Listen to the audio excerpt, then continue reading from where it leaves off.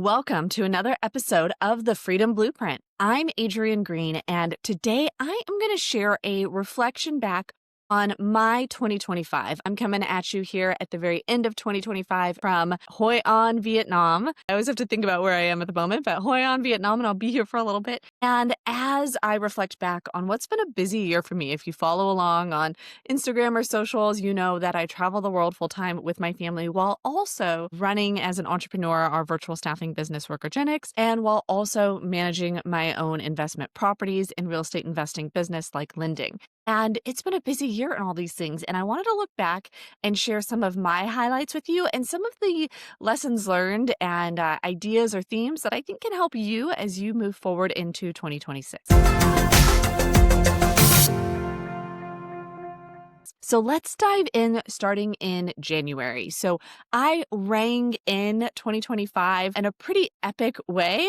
We were in Manila in the Philippines on the helicopter landing pad of the Sheraton Hotel at their New Year's party. And none of that was planned or expected. What really happened is I showed up in Manila on December 27, 28, just a couple days before. And we showed up at like 1 a.m., got in the Grab, which is like the Uber for Asia, go to our Airbnb that we had booked for about our 2-week stay in Manila, walk in, turn on the lights. We always have the kids go to the bathroom, wash their hands when we're coming from travel. And I see a roach. And I'm like, oh, okay, that happens. Well, then we saw a lot more roaches to the point where it was like, nope, we're not staying here. We immediately called Airbnb, got out of there, and we're in a rushed scramble to find places we could stay over the next 2 weeks, which is a pretty busy holiday season for Manila as well, right? New Year's, huge holiday. People come into the city to celebrate. So we had to adapt our plans. And in that adaptation, my husband actually, so shout out to Harley, he found this Sheraton that we could stay in. It was funny because we had to piecemeal a couple of places together. And this was just for the night of New Year's Eve because we found a place we could stay a few days before, but they didn't have any openings on New Year's Eve. So he found this Sheraton. And then they were like, oh, by the way, we're having a New Year's Eve party. So we were like, sure, sign us up for that. And the party included going up onto their roof, onto their helicopter landing pad, their helipad, and being there when all throughout Manila, everybody was shooting off fireworks right as it hit midnight. It was so cool and something that I could not have expected. And so a takeaway for you is if you know me, you know that we plan. With our travel, we are typically booked 6 to 9 months out, and yet things happen. So one of my friends has this phrase, Boston, if you're listening, shout out to Boston, plan tight, but stay loose.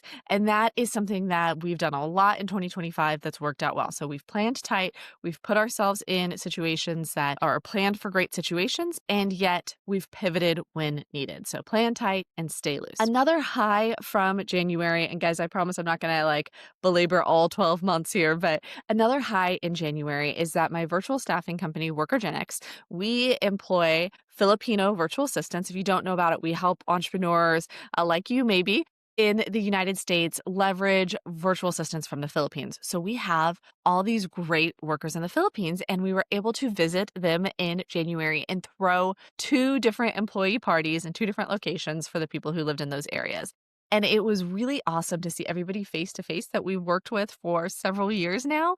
And what really hit me was hearing the stories about the transformations in their lives that they were able to do because of working for Workogenics. One of the women who came to our party in Cebu, we were able to meet her, her husband, and her 3 lovely boys.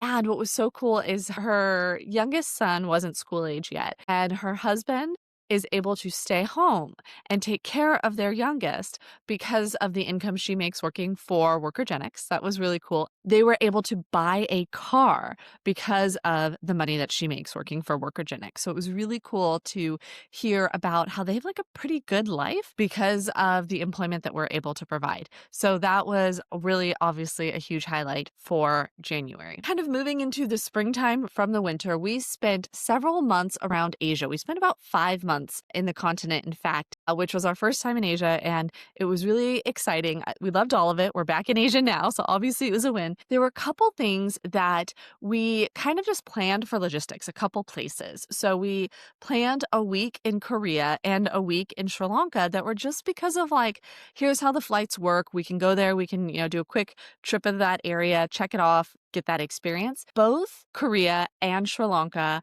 blew us away. We had planned 1 week and it hadn't been like a major focus, but then we ended up loving both of these places and really finding that they surpassed our expectations. And what I realized from that is your expectations affect your experience of something so much. So sometimes we've set really high expectations, like with travel or with our real estate investing. We set really high expectations that this is going to be a home run. It's going to be amazing, right? If you're going to like one of those bucket list trips, like in January, we went swimming with whale sharks, which was really cool. If you do these bucket list things, you have the tendency to build them up, and then it can be difficult for them to be that home run.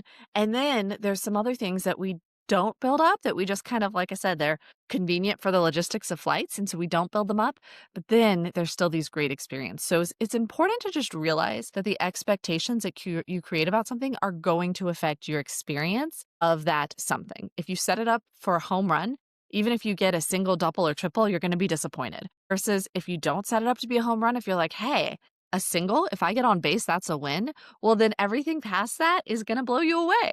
And so that's something I think as you plan and think about and execute things in 2026, be aware of what expectations you have going into something and how that's going to affect your experience. Continuing to move on through 2025, we spent 2.5 months in the United Kingdom over the summer. We visited England, Scotland, and Wales, which was something I'd wanted to do for a really long time. And it was nice to kind of have some time in English-speaking country. Things are a little easier, right, than they may be in other places.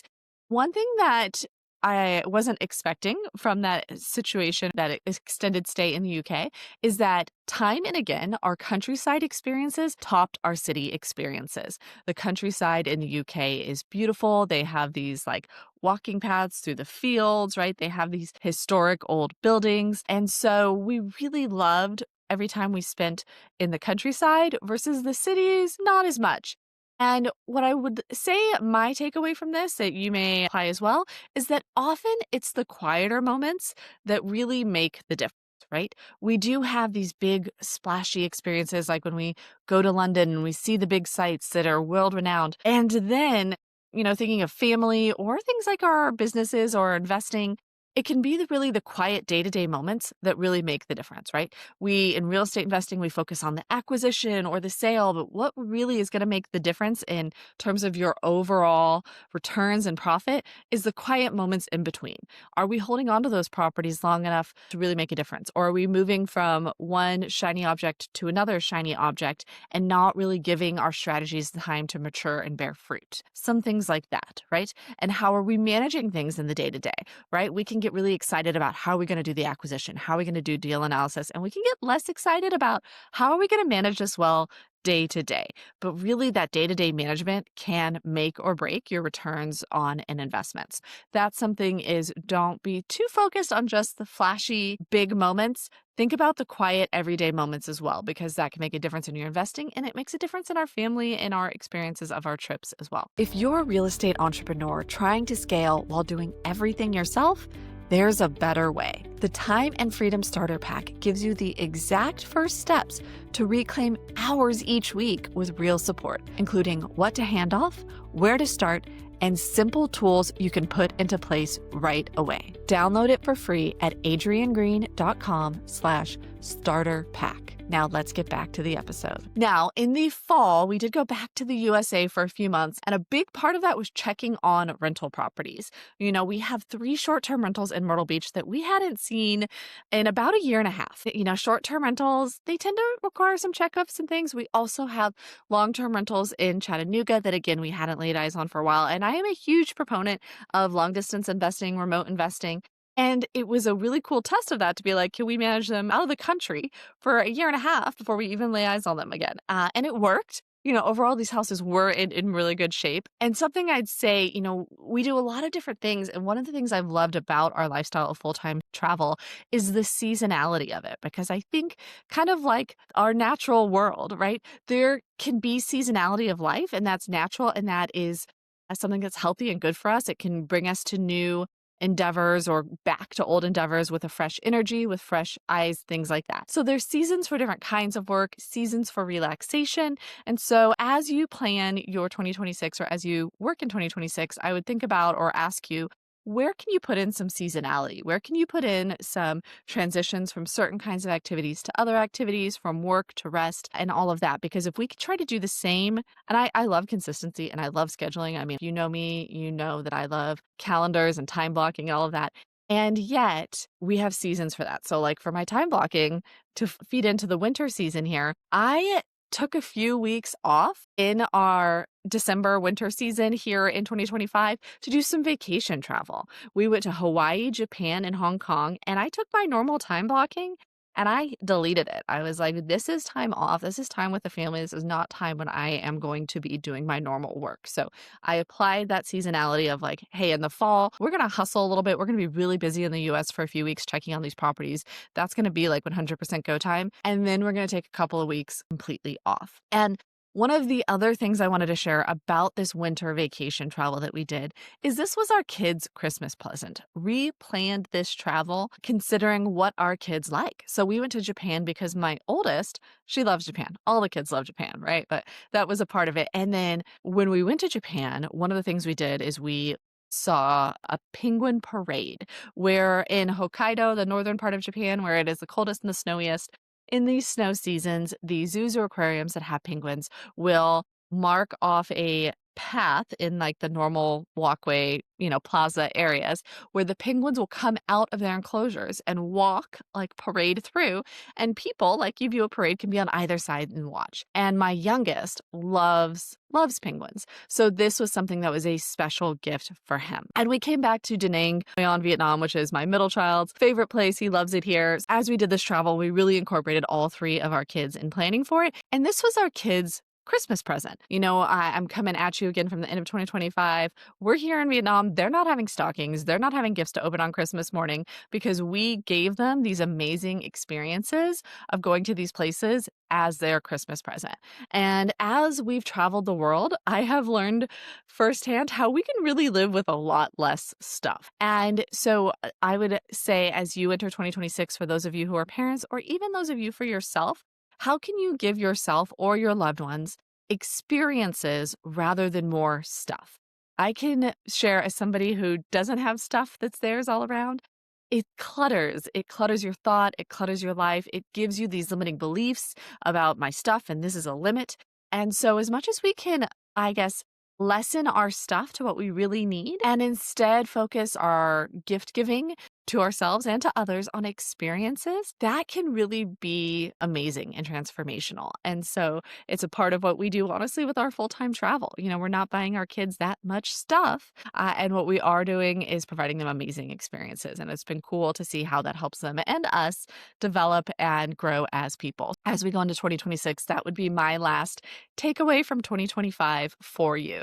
So I hope this has been something that gets you thinking for your 2026. How can you plan tight but stay loose, right? How can you connect with people that you work with, like our employee parties for Workogenics, and recognize the impact that you're making in other people's lives? How can you consider your expectations of something and how that's going to affect your experience? And then how can you consider the quieter moments of your life, of your business, of your investing, and how that can make a difference in your overall returns or value that you get from something? And then seasons of life and planning 2026 and having times when we work a lot and having times when we rest as well. And then having these great experiences with ourselves and with those we love. So I hope this has been helpful. Thank you for sticking around to another episode of the Freedom Blueprint. Please take a moment, share this with somebody if you think it would help them. And wherever you're listening, I would love a little review and a thumbs up or some stars would be amazing. And then join me again next week as we enter 2026 for another episode of the Freedom Blueprint.